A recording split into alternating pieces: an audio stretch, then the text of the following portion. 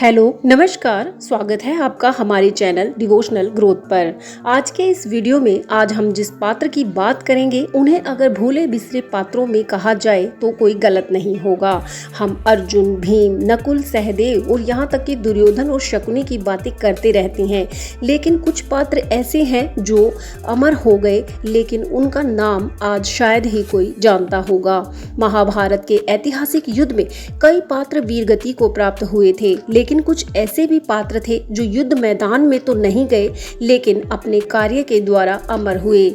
ऐसे ही एक पात्र थे जिनका नाम था संजय, जो कि धृतराष्ट्र के मुख्य सलाहकार और रथ के सारथी हुआ करते थे। संजय ही वो पात्र थे जिनके द्वारा राजा धृतराष्ट्र ने महाभारत युद्ध का संपूर्ण दृश्य देखा था और इसी कारण वे एक महत्वपूर्ण पात्र माने जाते हैं। लेकिन कई बार ये प्रश्न भी उठता है कि आखिर युद्ध के बाद संजय का क्या हुआ था, क्या उनकी दिव्य दृष्टि बरकरार रही थी? चलिए जान लेते हैं। दरअसल संजय एक विवेकशील और संयमी पुरुष थे और जब महाभारत युद्ध शुरू हुआ तो राजा धृतराष्ट्र ने युद्ध देखने की इच्छा जताई थी, लेकिन अब प्रश्न ये था कि ऐसा कैसे संभव हो। तब महर्षि वेदव्यास ने संजय को दिव्य दृष्टि का वरदान दिया था ताकि वे युद्ध का सारा हाल धृतराष्ट्र को बता सकें और इस प्रकार संजय को युद्ध का साक्षी बनने का भी अवसर प्राप्त हुआ था। लेकिन आपको ये बता दें कि संजय की भूमिका केवल महाभारत युद्ध का वर्णन करने तक सीमित नहीं थी। उन्होंने युद्ध से पहले भी धृतराष्ट्र को बहुत समझाया था कि इस युद्ध को रोक लें, इससे केवल विनाश ही होगा, और धृतराष्ट्र को पांडवों के साथ न्याय करने की भी सलाह दी थी। संजय ने युद्ध का बहुत ही स्पष्ट और तटस्थ वर्णन धृतराष्ट्र के सामने किया था। संजय ने धृतराष्ट्र को बताया कि कैसे अर्जुन अपनी शंका में बैठा है और श्री कृष्ण ने उसे गीता उपदेश देते हुए अपने कर्तव्य को निभाने को कहा है।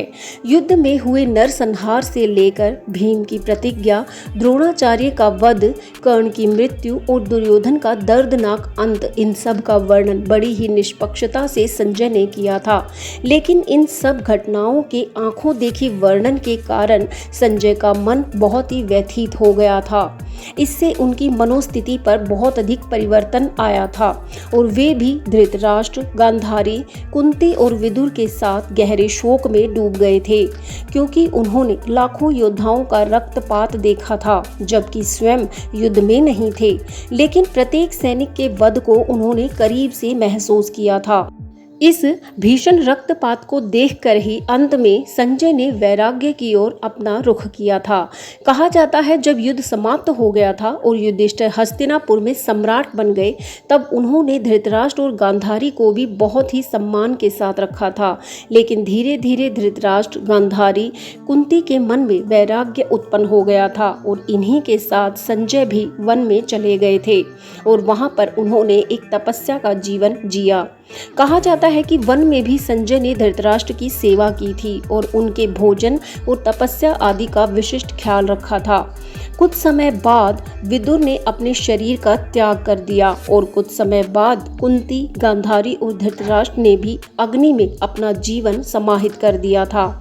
ये दृश्य देखकर संजय का मन भी व्यथित हो गया था। इसके बाद संजय ने जीवन का मोह त्याग दिया और गहरी तपस्या में लीन हो गए।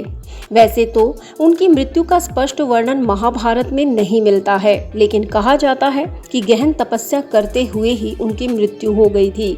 इस तरह संजय ने हस्तिनापुर में रहते हुए कभी राजकीय सुख सुविधा नहीं ली, बल्कि जिज्ञासु बनकर पूरा जीवन सीखते रहे। कुछ ग्रंथ बताते हैं कि संजय ने तपस्या करते हुए आत्मज्ञान प्राप्त किया था और फिर मोक्ष की प्राप्ति की थी।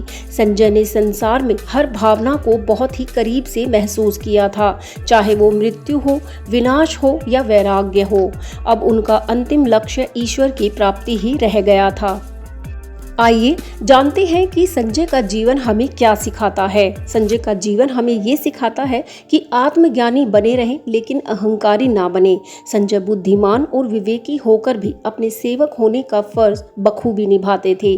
दिव्य नेत्रों जैसी परम शक्ति प्राप्त करके भी उन्होंने अपना संयम नहीं खोया था। तटस्थता उनका विशेष गुण रहा है। युद्ध का वर्णन करते समय उन्होंने कौरव और पांडवों में अंतर नहीं किया।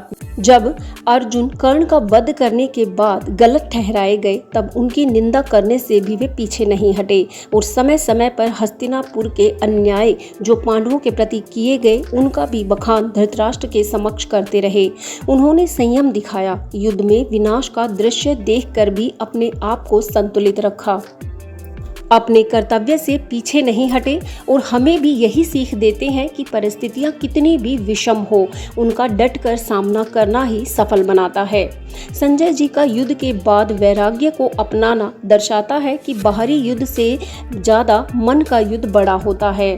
जब आम व्यक्ति सत्ता के लालच में अपना धर्म भूल जाते हैं तब संजय जी का जीवन हमें सिखाता है कि सत्य की सेवा ही सबसे बड़ी सेवा है।